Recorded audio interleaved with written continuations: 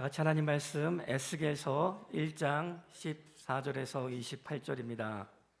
에스겔서 1장 15절에서 28절입니다. 같이 읽도록 하겠습니다. 내가 그 생물들을 보니 그 생물들 곁에 있는 땅 위에 바퀴가 있는데 그 내 얼굴을 따라 하나씩 있고 그 바퀴의 모양과 그 구조는 황옥같이 보이는데 그 넷은 똑같이 모양이 있으며 그들의 모양과 구조는 바퀴 안에 바퀴가 있는 것 같으며 그들이 갈대의 사방으로 향하되 돌이키지 아니하고 가며 그 둘레는 높고 무서우며 그 네 둘레로 돌아가면서 눈이 가득하며 그 생물들이 갈대의 바퀴들도 그 곁에 가고 그 생물들이 땅에서 들릴 때에 바퀴들도 들려서 영이 어느 쪽으로 가면 생물들도 영이 가려고 하는 곳으로 가고 바퀴들도 그 곁에 들리니 이는 생물의 영이 그 바퀴들 가운데 있음이니라. 그들이 가면 이들도 가고 그들이 서면 이들도 서고 그들이 땅에서 들릴 때 이들도 그 곁에서 들리니 이는 생물의 영이 그 바퀴들 가운데 있음이더라. 그 생물의 머리 위에 수정 같은 궁창의 형상이 있어 보기에 두려운데 그들의 머리 위에 펼쳐져 있고 궁창 밑에 생물들의 날개가 서로 펼쳐져 있는데 이 생물들은 두 날개로 몸을 가렸고 저 생물로 두 날개로 몸을 가렸더라. 생물들이 갈 때에 내가 그 날개 소리를 들으니 많은 물소리도 같으며 전능자의 음성과도 같으니며 떠드는 소리 곧 군대의 소리와도 같으니 그 생물이 설 때에 그 날개를 내렸더라. 그 머리에 있는 궁창 위에서 음성이 나더라. 그 생물이 설 때에 그 날개를 내렸더라. 그 머리 위에 궁창 위에 그 보좌의 형상이 있는데 그 모양이 남 보석 같고 그 보좌의 형상 위에 형상이 있어 사람의 모양 같더라. 내가 보니 그 허리 위의 모양은 단쇠 같아서 그 속도 주위가 불 같고 내가 보니 그 허리 아래의 모양 불 같아서 사방으로 광채가 나며 그 사방 광채의 모양은 비 오는 날 구름에 있는 무지개 같으니 이는 여호와의 영광의 형상의 모양이라. 내가 보고 엎드려 말씀하시는 이의 음성을 들으니라. 아멘. 에스겔서 말씀은 48장으로 구성되어 있습니다. 약 절반까지는 하나님의 영광이 떠나고 심판이 일어나는 것을 보여주고 나머지 절반은 하나님의 회복과 하나님이 성전으로 돌아오시는 장면을 보여주고 있습니다. 문학작품처럼 떠나가는 하나님, 돌아오시는 하나님을 보여주고 있습니다. 유다 포로기가 70년 동안 이어지는데 에스겔이라는 선지자와 예레미야라는 선지자와 그리고 다니엘이라는 선지자가 동시대 선지자로 예레미야는 예루살렘에서 말씀을 전하고 에스겔과 다니엘은 바벨론에서 각각 복음을 외쳤습니다. 다니엘은 왕궁에서, 에스겔은 일반 서민들에게 부름을 받아 그들에게, 그리고 예레미야는 예루살렘에서 하나님의 복음을 전했습니다. 유다의 심판과 열방의 심판과 그리고 회복해 하시는 하나님을 전했습니다. 약 1000km 떨어진 바벨론 땅 위로 예루살렘 유대인들이 손에 묶여서 다 이동하고 오늘 본문 1장 2절에 나온 여호와긴이라는 왕이 등장하는데 이 여호와긴이 왕이 되기 6년 전에 여호와킴이라고 하는 왕이 바벨론으로 잡혀가게 됐을 때 바벨론 그 왕 때 바벨론 1차 침공이 일어났고 그때 잡혀간 사람 중에 다니엘의 세 친구와 다니엘이 있었습니다. 그때 예레미야가 바벨론 70년 포로를 예언했고 6년이 지나자 여호와긴이 포로로 잡혀가게 되었고 36년 동안 바벨론에서 감옥에 갇혀 있다가 나중에 풀려나는 장면이 예레미야에도 동일하게 등장을 합니다. 이스라엘 백성이 멸망하고 그 멸망을 예언했고 실제 멸망을 바라보았던 선지자가 바로 예레미야와 에스겔 두 선지자입니다. 왜 하나님께서는 이렇게 선사를 동원하여 에스겔에게 부르심을 부르고 말씀으로 그들에게 심판을 예언하시고 또 회복을 예언하셨는가? 오늘 나왔던 이 하나님의 그 영광의 임재와 그리고 움직이는 하나님의 그 임재의 환상을 에스겔이 보았는데, 에스겔이 이것을 보았던 이유는 바로 하나님 앞에 이스라엘 백성이 굉장히 뻔뻔하고 마음이 굳어 있었기 때문입니다. 신앙생활을 하면서 가장 안 좋은 것 중에 하나, 제 경험상 하나님에 대해서 섭섭해하고 하나님에 대해서 오해하는 것이었습니다. 왜 하나님은 내가 추진한 일은 잘 되게 하지 않으셨는가? 왜 내가 추진했던 일과 여러 가지 상황들을 왜 하나님은 응답을 하지 않으시는가? 왜 하나님은 이렇게 되는 게 없게 하셨는가? 그런 고민을 저는 많이 했습니다. 그분의 존재를 부인할 수는 없지만 적어도 하나님이 나에게는 사랑의 하나님이라고 느끼지 못하던 때가 있었습니다. 아주 오랜 시간이 지나서야 하나님에 대한 오해가 풀리고 그리고 말씀을 통해 경고를 받음으로 연단을 받고 하나님의 뜻을 그제서야 깨닫게 되었던 것 같습니다. 오늘 본문 바로 밑에 2장 4절줄 보면 에스겔에게 하나님이 이렇게 얘기하십니다. 이 자손은 얼굴이 뻔뻔하고 마음이 굳은 자라. 내가 너를 그들에게 보내노니 그들은 패역한 족속이라 라고 얘기를 하십니다. 이스라엘 백성들은 왜 하나님이 정말 하나님이라면 왜 우리를 지켜주지 않았는가? 왜 바벨론의 신에게 왜 여호와 하나님이 졌는가? 우리가 믿는 하나님은 왜 우리를 실패하게 하셨는가? 하나님에 대한 섭섭한 마음을 갖고 있는 포로 공동체는 그 포로 공동체는 자기가 갖고 있는 신앙에 대한 수치심과 하나님에 대한 섭섭함과 또 하나님이 심판하시겠다고 하는 말씀이나 또 나중에 회복하게 했다는 말씀에 대해서 그들의 마음은 굳어 있었습니다. 이미 망한 인생, 그냥 이대로 살다가 죽을란다. 이제 와서 무슨 교회에 나간다고 그렇게 생각했던 것처럼 이스라엘 백성들은 무력감과 패배감에 있었습니다. 이 본문과 예레미야 본문과 에스겔서 본문에 보면 이런 속담이 나옵니다. 아버지가 신포도를 먹었는데 그 아들이 시다함이 무슨 말이냐? 즉 아버지가 포도를 먹었는데 아들이 시다고 하는 말이 있는 속담이 있다는 얘기입니다. 무슨 말이냐면 우리가 망하고 어려움을 겪는 것은 나 때문이 아니다. 그것은 내 아버지들 때문이고 내 할아버지들 때문이고 내 조상 탓이야. 그것은 우리 부모들이 하나님의 명령을 거역한 탓이고 그리고 하나님은 잘못 얻는 나에게 이 고난을 겪게 하는 것이야. 그러니까 하나님은 나는 인정할 수 없어. 그 하나님이라면 부인할 수는 없지만 적어도 하나님은 나한테 사랑의 하나님은 아닌 것 같아. 이렇게 섭섭한 마음으로 똘똘 뭉쳐 있었던 것이 이스라엘 백성들입니다. 그런데 하나님께서는 이들의 패배주의적이고 운명주의적인 사고에 대해서 이렇게 말씀하십니다. 각 사람은 자기의 죄로 말미암아 죽으리라. 범죄하는 사람은 그 사람이 죽을 것이요 아들은 그 아버지의 죄악을 담당하지 않을 것이다. 종종 우리도 살아가면서 내가 당면하고 있는 고난에 대해서 남의 탓하고 사회 탓하고 환경 탓하며 그리고 하나님이 나를 거기에 둔 거에 대해서 하나님을 원망하고 하나님에 대해서 부정적으로 생각하는 경향들이 우리에게도 있습니다.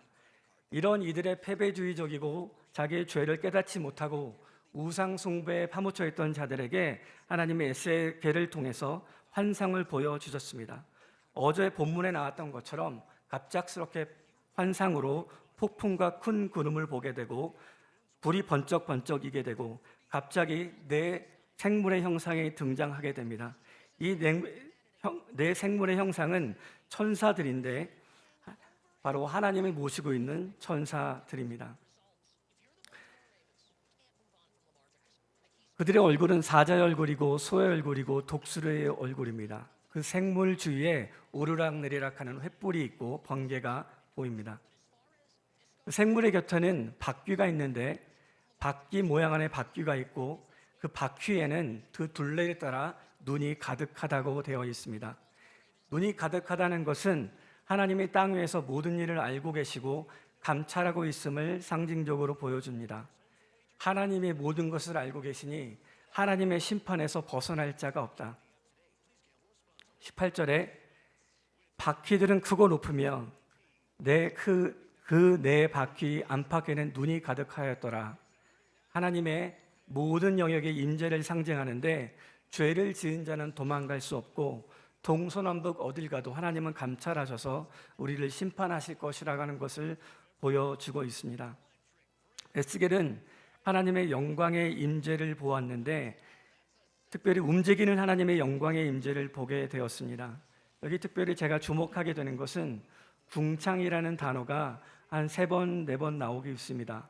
이 궁창이라는 단어는 창세기 1장에 등장을 합니다. 창세기 1장에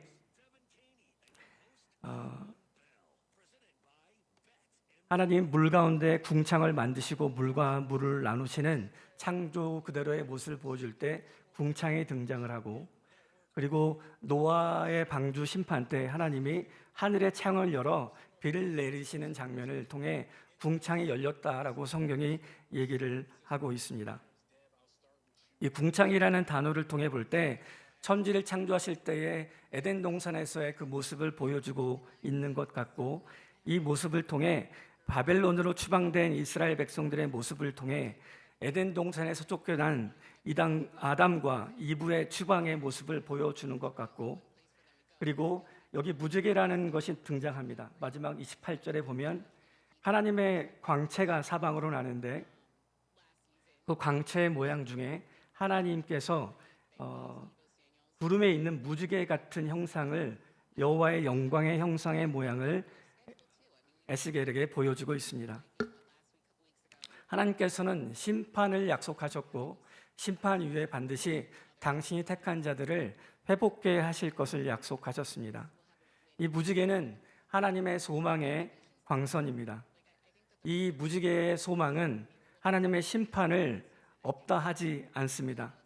이 무지개는 비가 없다고 하지 않고 2절에 보면 폭풍과 함께 큰 먹구름이 온다고 되어 있고 28절에 비 오는 날 구름이 있는 무지개 같다고 얘기를 했는데 하나님의 엄청난 퍼붓는 환상을 통해 비가 있었다는 것을 보여주는 것 같습니다.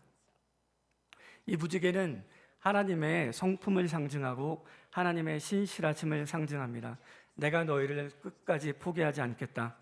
내가 진노와 심판을 붙지만 내가 너를 끝까지 포기하지 않고 사랑하시겠다고 하시는 하나님의 약속을 보여주고 있습니다. 예레미야가 말씀에 여호와의 인자와 긍휼이 무궁하심으로 우리가 진멸되지 아니하니이다. 이것들이 아침마다 새로우니 주의 성실하심이 크시도소이다.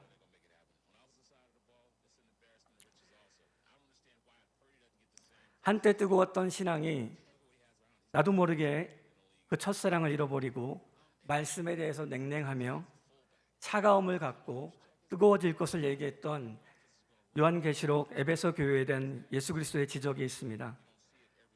말씀으로 감동되지 않으면 우리는 차가워져서 죽은 것과 같이 될 것입니다. 그럼에도 불구하고 우리의 죄악에도 불구하고 예수님께서는 하나님 말씀으로 우리를 도전하시고 그분의 은혜로 우리를 위로하십니다.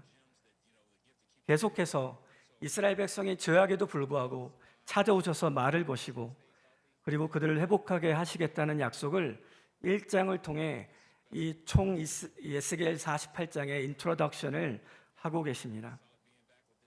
어떤 교회들은 하나님은 심판하지 않는다라고 얘기하며 하나님은 항상 좋은 분이고 선한 분이라는 것을 얘기하는 교회가 있습니다. 미국의 유명한 조엘 오스틴이라는 교회가 있는데 그 교회에서는 의도적으로 심판이라는 단어나 하나님께서 이 땅에 경고하신다는 얘기를 전혀 하지 않고 예수 그리스도의 십자가와 부활에 대해서도 얘기하지 않고 오직 하나님께서 우리를 복주시고 하나님은 선하시고 그리고 인간은 개발될 수 있고 인간은 하나님께 복을 받을 수 있다라고 하는 번영신학적 메시지를 전해주는 교회들이 있습니다. 스테디움 같이 많은 큰 곳에서 너무나 많은 사람이 예배를 드리는데 그 목사님은 예수 외에 구원이 있다고도 얘기하며 복음을 자칭 하나님에 대한 복음만 전하고 있습니다. 인간이 이렇게 깨어져 있는 것은 인간의 타락으로 주어진 하나님의 저주와 또 죄를 인식하지 않고서는 제대로 설명될 수가 없습니다. 단지 하나님은 선하시거나 아니면 선하지 않거나 인간의 재난을 피하기에 하나님 능력이 없거나 그렇게 생각할 뿐이지 하나님의 노하기를 더디하시고 용서하기를 원하시고 자비로우신 분이라는 생각을 하지 못하게 되어 있습니다. 십자가의 도가 멸망하는 자들에게는 미련한 것이요 구원을 얻는 우리에게는 하나님의 능력이라. 복음을 믿는 자들에게는 십자가가 구원이고 복음을 믿지 않는 자들에게는 그것이 멸망의 도구가 된다고 성경이 얘기합니다. 인제에서 양양이라고 하는 강원도 터널을 통과하는데 약 10km 정도 터널이 있습니다. 10km면 굉장히 긴 터널이죠. 저는 인생의 여러 고난과 역경을 통과하면서 목사님이 저한테 했던 말이 이제 터널에 들어가지만 이 터널은 반드시 통과하게 될 거야 라는 얘기를 했습니다. 당연히 인정을 했지만 생각보다 터널이 길었습니다. 그리고 너무나 길었습니다. 스위tzerland에 가면 터널이 세계에서 가장 긴 터널이 57km가 된다고 합니다. 하나님께서는 우리에게 그런 터널을 허락하셔서 우리가 피조물임을 깨닫게 하시거나 아니면 우리가 정말 우상 숭배를 떠나게 하시거나 정말 하나님을 사랑하는 것이 무엇인지를 몸으로 친히 경험케 하시기를 원하십니다. 주께서 그 사랑하신 자를 징계하시고 그가 받아들이시는 이마다 아들마다 채찍질 하심이니라 하였으니 너희가 참음은 징계를 받기 위함이라. 하나님의 아들과 같이 너희를 대우하시나니 어찌 아비가 징계하지 않는 아들이 있으리요. 징계는 다 받는 것이거늘 너희에게 없으면 사생자요 참 아들이 아니니라. 예수 믿을 때 들었던 말이 하나 있습니다. 세상에서 연단받지 말고 말씀으로 연단받으라. 하나님께서는 오늘 말씀을 통해 하나님은 심판자이시고 그리고 반드시 회복하게 하실 것이다 라고 우리에게 약속하셨습니다. 하나님 앞에 우리가 모두 기도할 때 성령께서 우리에게 주시는 책망과 또 바꾸어야 될 생각들이 있다면 주님 앞에 말씀으로 연단받아 하나님께 회개함으로, 회개하는 데 있어서는 서울대학교 나온 학생들처럼 내가 가장 먼저 빨리 진실하게 회개하여 하나님의 마음을 얻고 하나님의 마음에 부합된 삶을 살아가는 성령 충만한 성도들이 되시기를 주님의 이름으로 축원합니다. 같이 시간에 기도하겠습니다.